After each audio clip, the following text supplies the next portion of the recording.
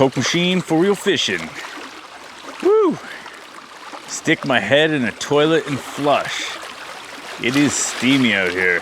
So probably about a month ago, I went out to a Temagami area lake, one of my favorite places to go. And we stayed on a Crown Land campground. I don't know if you guys know about these things, but basically if you know where they are and you can get there, then you can camp there for free. So that's the way I like to play. So whenever any of my friends from down south are like, hey, Kokemachine, let's pay 50 bucks a night to stay at a campground, I'm just like, that's for southern people, dude. That's for southerners, okay? Not for the Kokemachine. Kokemachine's a convert now. He lives in the north, so I'm not paying money to go camping, all right? I don't pay for campsites anymore.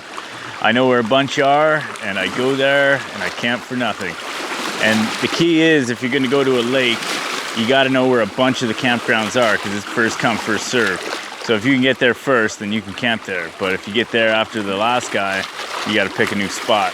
I had one time where I was canoeing down a river where I ended up having to stay in sort of like a small piece of sandy shore right beside a lake because the campground that I wanted to stay at was occupied. I survived and it worked out well. Anyway, that's aside from the story here. So the game is that we went to this Temagami area lake. It's a place I like to go for lake trout and walleye. It took me a few years to figure out where the fish were in this lake, but it's a beautiful place to go.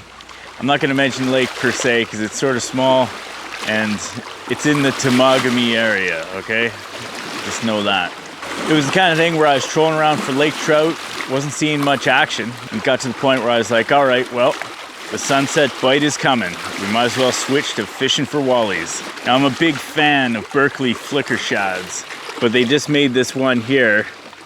This one's called the Berkley Flicker Shad HD Perch Color, okay? I've used all sorts of different colorations, and they've got all sorts of real unnatural colors, but this is one where they actually seem to have printed the color of a perch right on the side. Not even just the color of a perch. I think they took a picture of a perch and printed it on the side of the lure. And that's what makes it HD. Because I've got lots of flicker shads that are sort of perch color, but not like this, okay? So I figured I'd give it a shot. Like I said, it's one of my favorite lures. The reason why I like it so much is because it's basically a Rapala clone. However, it's about half the price. So you get one of these lures for $8. Some of the other lures, the older lures, you can get for, $6. Sometimes you can get them in multi-packs. Sorry if I'm squinting here. It's very sunny right in my eyes and I haven't gone to sleep yet. So anyway, I whipped out this lure, trolling along the shore. I got to this one spot where I know I've caught a few fish here and there, but they were all stacked up right on this little spot that I like to call the trough. And basically there's like deep water trough. So the trough comes between two pieces of land, and then it's like 14 feet on this side, 15 feet on this side, and like 40 feet in the middle of the trough. And the fish were all stacked up right at the edge of this trough. So I just started trolling over and boom, fish on. So of course, I turn around, try it again, fish on. And I just keep trolling back and forth over this spot. Fish on, fish on, fish on. I think my biggest one was about 18 inches. So I kept 2 for dinner and the rest all went back. I probably caught 5 or 6. And then, because we had baby Owen out and my wife, I was like, all right, well, we can't sit here fishing forever. I know if it was my brother and I, we would keep fishing forever.